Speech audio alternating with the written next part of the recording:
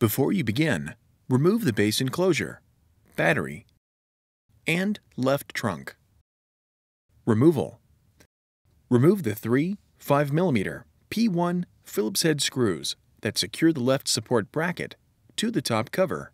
Remove the 7mm P1 Phillips head screw that secures the left support bracket to the top cover. Lift the left support bracket off of the top cover and remove. Replacement.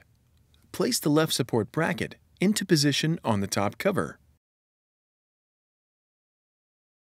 Replace the 7mm P1 Phillips head screw that secures the left support bracket to the top cover. Replace the three 5mm P1 Phillips head screws that secure the left support bracket to the top cover.